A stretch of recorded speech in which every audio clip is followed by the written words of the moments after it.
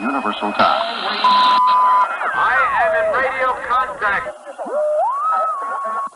Today in the lab, it is the Zosi ZR08BU wireless DVR. So this one is advertised as having Wi-Fi 6 capabilities, and I believe it came with a 2 terabyte hard drive. Anyways, the hard drive in this one is failing, so we're going to open it up and swap it out.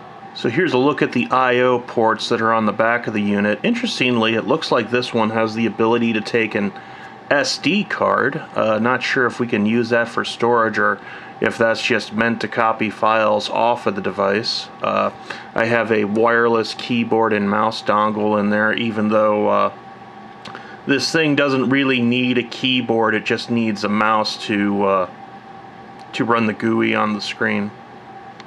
So on the bottom of the unit we can see our hard drive mounting screws, and I'm pretty sure we have screws holding the case together under the foam feet.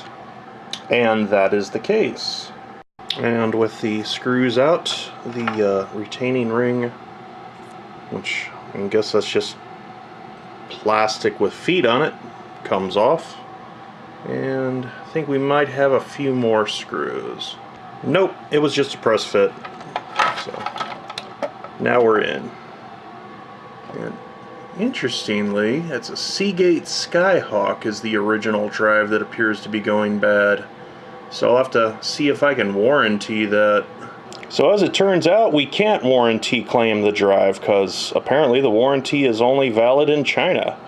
I've never seen that before. But anyways, the Skyhawk drives by Seagate, I believe, were specifically designed for DVR applications, but this one started like doing random weird loud clicking noises, so kind of think it's on its way out.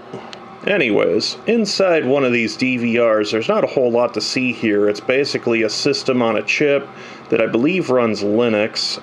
Looks like this is the Wi-Fi adapter over here, which is going to one antenna, and the other antenna is a dummy. Good on you, Zosi. And this is the VGA output cable over here.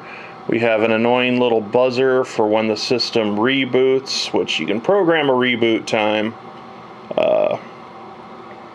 Looks like USB controller, magnetics for the Ethernet, HDMI output port, and we also have a headphone audio output jack. Power input, probably the 5-volt regulator because this thing takes plus 12. Battery backup for whatever reason. Not really sure what that chip might be doing, probably the SATA controller.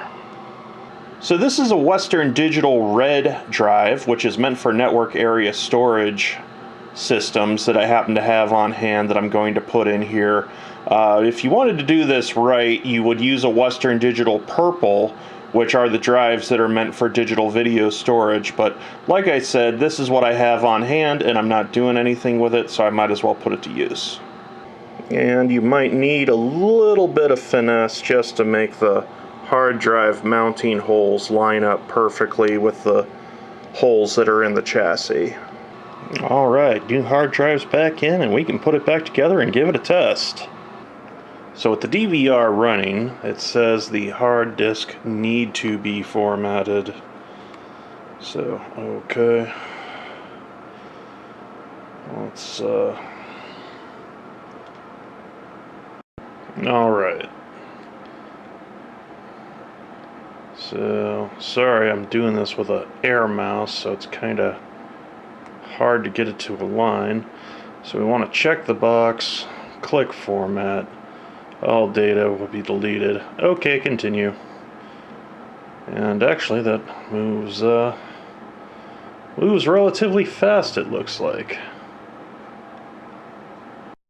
And formatting finished.